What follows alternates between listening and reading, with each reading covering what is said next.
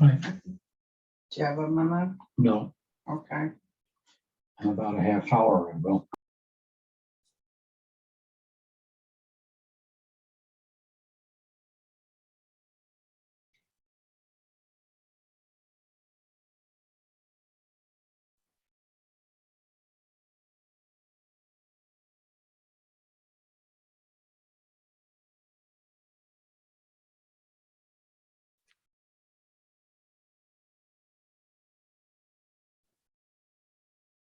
Hello, everyone. Good afternoon, and thank you for joining us for our May Impact Tour. I'm Jessica Safransky-Schott, and I'm the Chief Operating Officer here at United Way of Racine County. And today we are featuring Housing Resources, Inc. as our Impact Tour Spotlight. Housing Resources, Inc. is a United Way Impact Partner that actually delivers two programs supported by United Way of Racine County, Homebuyer Education and Counseling and the Financial Empowerment Center. During the course of today's Impact Tour, if you have any questions, please put them in the chat and we will address them at the end of the tour today. United Way of Racine County fights for the health, education, and financial stability of every person in our community. And our Impact Tour series is an opportunity for you to get a deeper understanding of the work of United Way and our impact partners. So without further ado, let's jump in. And I want to thank our guests from Housing Resources, Inc. for joining us today and ask them to introduce themselves. Thank you, Jessica. I'll start. My name is Dashika Kidd, and I'm the Program Manager for Housing Resources and also for the Racine Financial Empowerment Center. Welcome.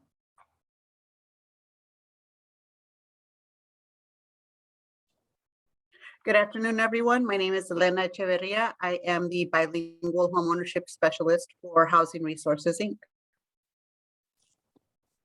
And hello, everyone. And my name is Curtis Shimshak, and I am one of the financial counselors here at Racine's Financial Empowerment Center. Thank you for having us. Thank you all so much for joining us today. Let's get started by talking a little bit about Housing Resources, Inc. and the organization itself. Tell us a little bit about your mission, who you serve, what you do in the Racine County community. Thank you, Jessica. Yes. So HRI, our mission is to prepare people for sustainable homeownership and also foster financial empowerment. We've been running our organization since 1991 out of Milwaukee, and then we launched in 2001 in Racine. So we've been serving Racine County for over 20 years, offering homebuyer education and counseling.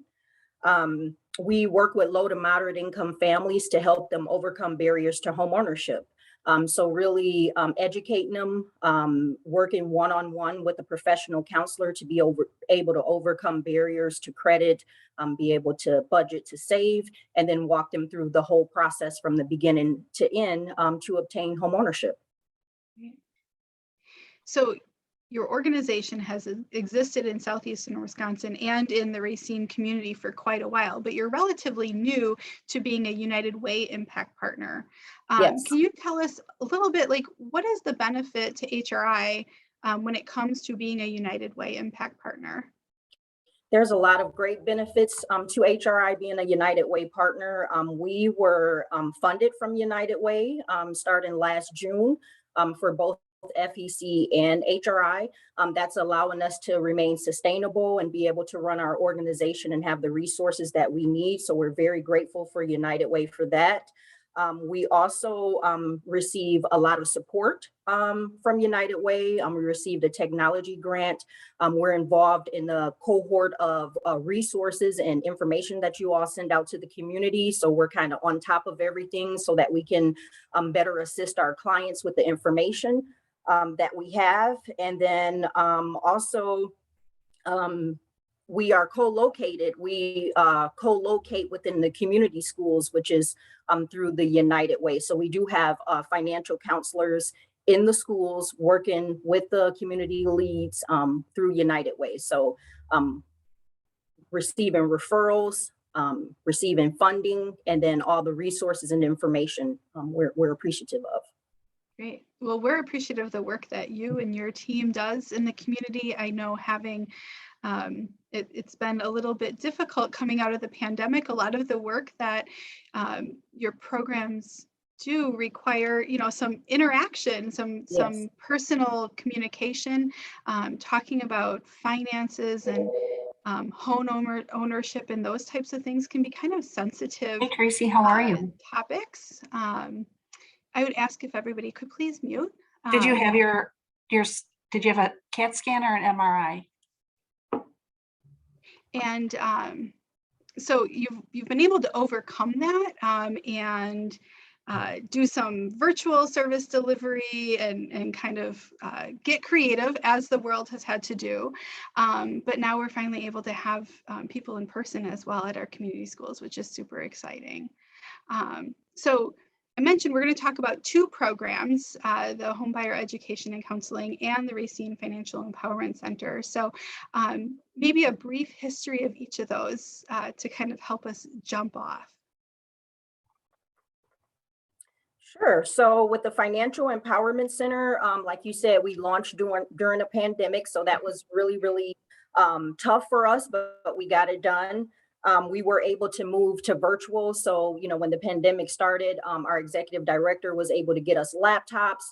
We were able to move for HRI, our home buyer education classes, to virtual, which a lot of people really took to.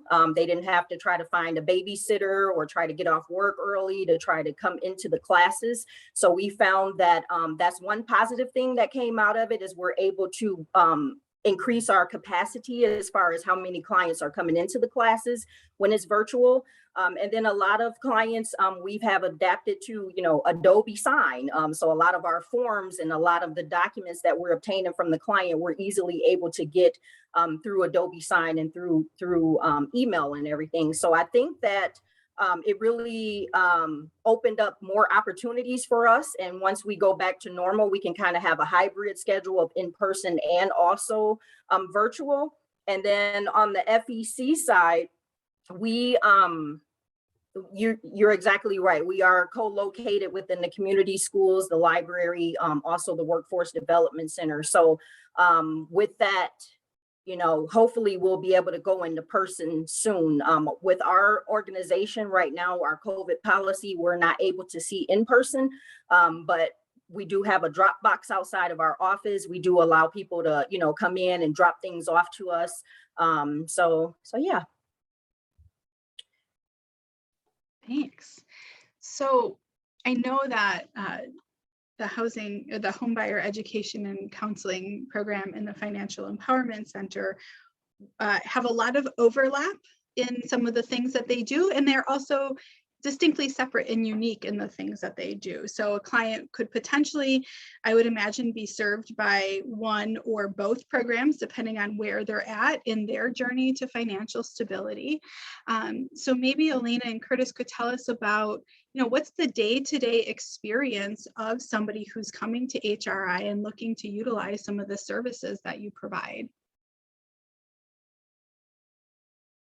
Absolutely, I would love. So with the Financial Empowerment Center, what we provide is one-on-one counseling, and that's financial counseling. So our main goal is to help individuals with achieving basics of banking, so safe and affordable banking.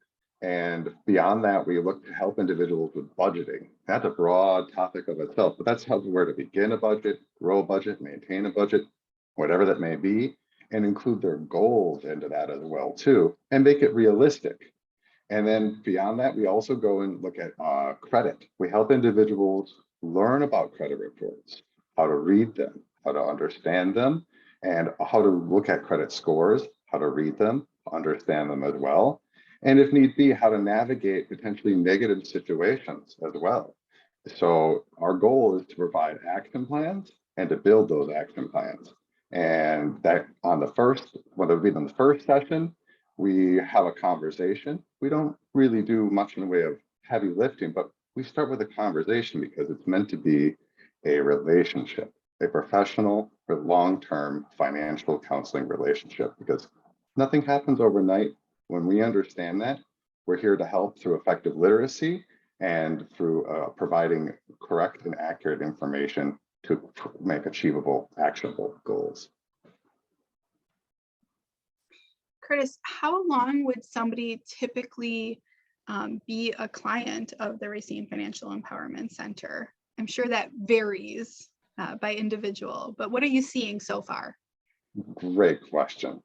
Well, it could be as much as one session, and that could be one day. And maybe they'll come back in a month, 2 months, 3 months.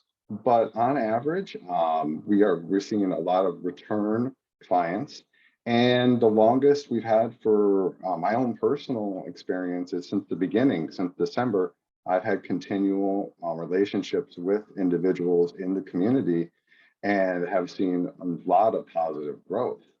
And as a result, helped to reduce a significant amount of debt, grow credit scores, and just increase savings as well too. All just through having conversations, but making achievable, actionable plans.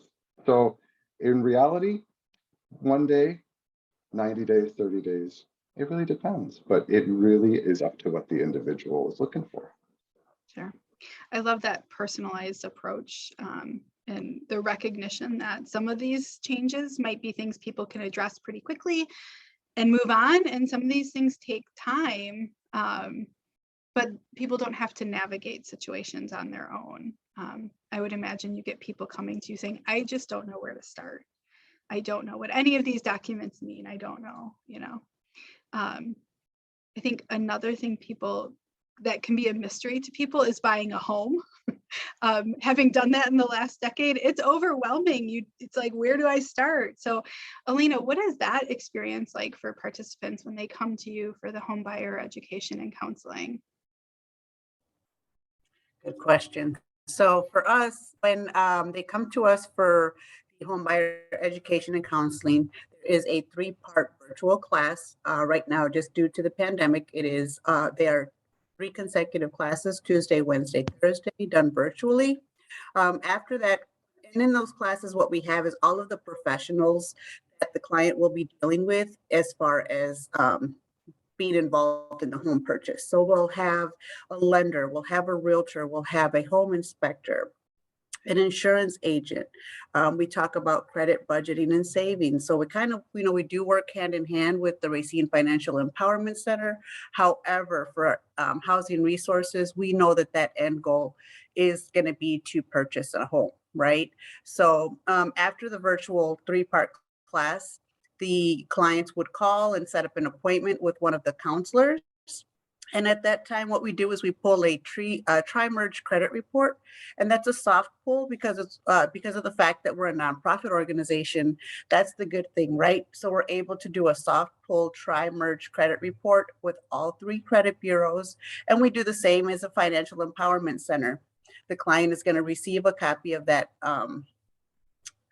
credit report, and then we're going to go over that with the clients line by line, just to make sure that they're understanding what we're seeing. They see exactly what we're seeing.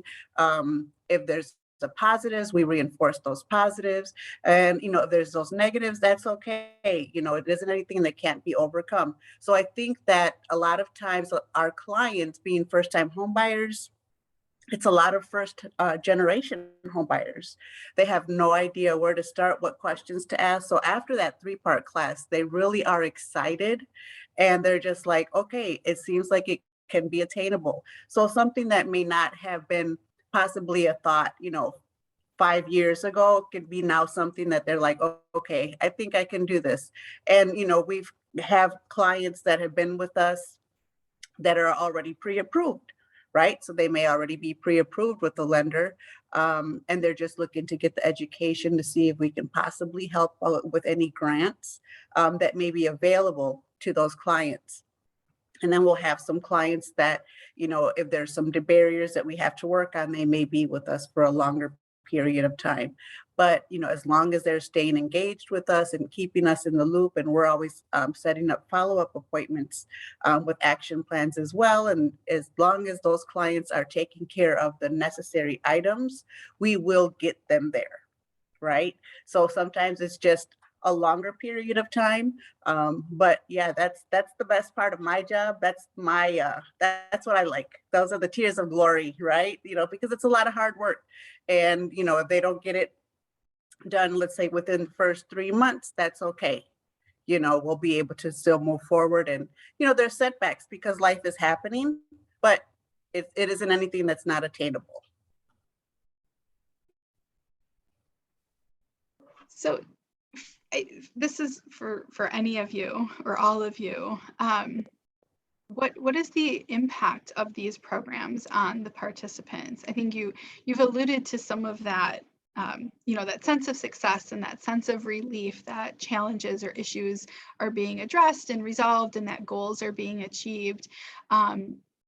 So tell us more about that, and also some of the data. What is it? What are the numbers looking like for these programs? Sure. So I can share some of the data from 2021 on both programs.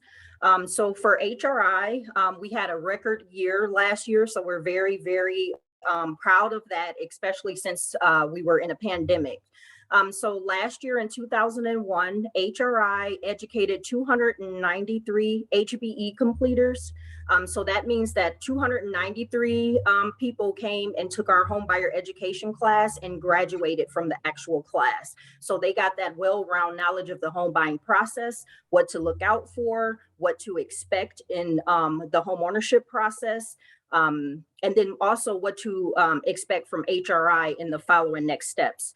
So 293 people graduated from our classes. Out of the 293 people, 253 people came in for their one-on-one appointment with the counselor. So those are two of our goals that we're tasked with every year, is getting so many HBE completers graduated from the class and educated about the process, and then having them to come in and meet one-on-one with the counselor to start doing the actual work, pulling the credit reports, going over a budget, educating them on, you know, their credit and different things like that. And then we had 126 purchases in Racine, which again was our record high. Actually, not Racine, our office handles Racine Kenosha, but out of that office, we had 126 purchases. Like I said, that was a record high that we've had. So we're really, really excited about that. And we're trying to exceed that number this year. And then as far as the Financial Empowerment Center, these numbers were as of last week. We launched December 7th of 2020. Since we launched, we counseled 225 individual City of Racine residents, because for the Financial Empowerment Center, you have to be a City of Racine resident, at least 18 years or older. And that was only with 2 full-time counselors at that time. So Curtis and Xenia was really busy. They really went in, jumped in, and you know, took this and ran with it as far as supporting and educating our clients on achieving their financial goals. We had $244,000 in debt reduced, non-mortgage debt reduced. So they're really, really, like Elena said, going over the credit report line by line with them, putting an action plan together, identifying and breaking down those barriers into smaller buckets so that it's not so overwhelming. Okay, we're going to focus on this issue right now, and then once we get that taken care of, now let's focus on another issue. So $244,000 in non-mortgage debt reduced, over $80,000 in savings increased. United Way is a great partner of ours through the VITA program. Our financial counselors has taken the VITA training. They cross-refer people from the VITA program over to the FEC and vice versa. So our counselors was able to get people over to access a lot of different funding, homestead credits, stimulus checks that they weren't able to get. So that's another great partnership between HRI and United Way. And then the counselors was able to help help clients reduce 121 delinquent accounts on their credit report. So our counselors are really good at calling and negotiating debts and collections with clients. So if they have any derogatory debts or collections on their credit report, we're calling on a 3-way, and we're making sure that we're either getting a reasonable payment arrangement set up, or a settlement, or either getting that removed off of their credit reports. So that's really, really big. 121 delinquent accounts reduced, which in turn is going to increase their credit score and have them to qualify for much more affordable products. There's some impressive numbers, particularly in light of a pandemic and starting the Financial Empowerment Center being so new to the community. Curtis, do you want to share any impact that you're seeing? Like what is the best part of your job? I am grateful you asked that. You know, and there are two ways to look at this right now. And as Tashika mentioned, you know, all the numbers, that's the quantitative side, but there's also the qualitative side and what the impact is for the individuals. It comes down to starting to be able to save, whether it be $5 a paycheck and learning how to set that aside, to being able to move on to saving for a down payment and what that takes, what that means, building an action plan for that, or saving for paying down debts, saving for a move, saving for even retirement. Are you participating in retirement at your own employer? These are simple things that are often overlooked. And these are individually based approaches that we're here to help make sure that each one's maximizing. And for having personally done a lot of those calls, as Tashika mentioned, you know, it can be painful. It can be tough to make those calls, and we're here to be that support and to show that it can be done and how to do it. And once we also teach from that point how to maintain those good behaviors. So I always tell my clients, I'm here to be a coach, but also a cheerleader at the same time. So when you have those big wins, saving your first $500 or paying down your credit card down to zero, those are big wins that are small, but in the long term have the biggest effect. And so we're here to help make that happen. I personally help individuals understand loans, help them understand how to approach car buying, big purchases, things like that, where to begin, how to approach them. We're here to help make it easier and attainable through providing knowledgeable information and action. Great, thank you. I'm going to ask one of my favorite questions. Are there misconceptions about the work that you do or unknowns about your organization that you think exist in the community that you want to make sure people are clear on and understand and have as takeaways from our conversation today? I'll tackle that question. So one misconception, which is a really huge misconception for housing resources, is that a lot of people look at us as a grant organization, which we are not. You know, we do help people that are eligible for grants. However, grants are not guaranteed. That doesn't mean because you take our program, the grants are going to be 100% guaranteed for any of our clients. So, you know, we just have to reiterate, we are a counseling and education agency, right? So again, grants, that's a plus. If we're eligible, if there's funds available. So that's our biggest misconception on the housing resources side. You know, that people think that, well, if I come to you, I'm going to get a grant right away. Unfortunately, it doesn't work that way. And the grants are good. They help our clients with closing costs and or down payment. However, not 100% guaranteed.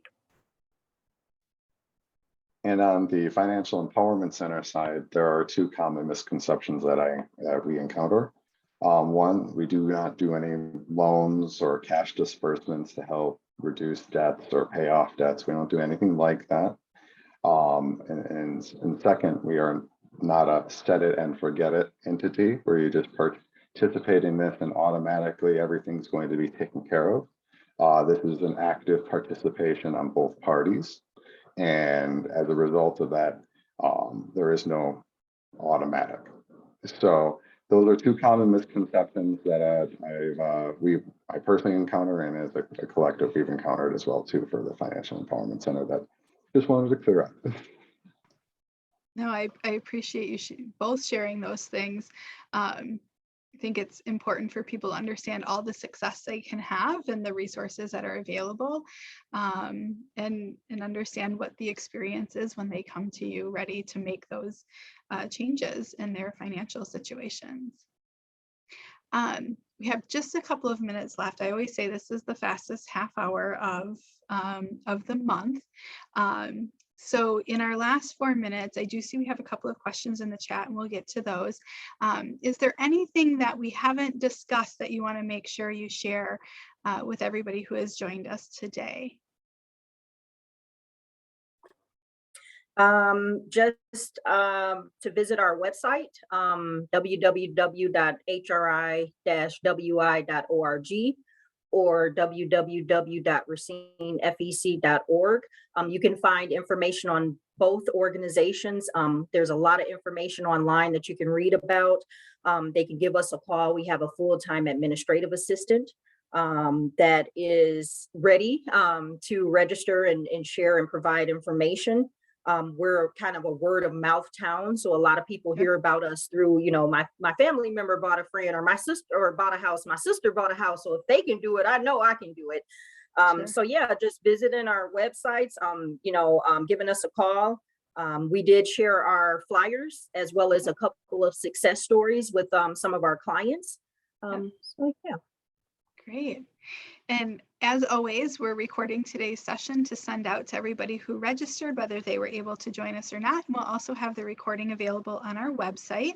And within the next 48 hours, everybody will receive an email with a link to that recording, and then also those resources and flyers that you mentioned, links to your website and phone numbers. So people who are joining us and thinking, this is the thing for me, I'm ready to take this step, they'll know how to get in touch with you.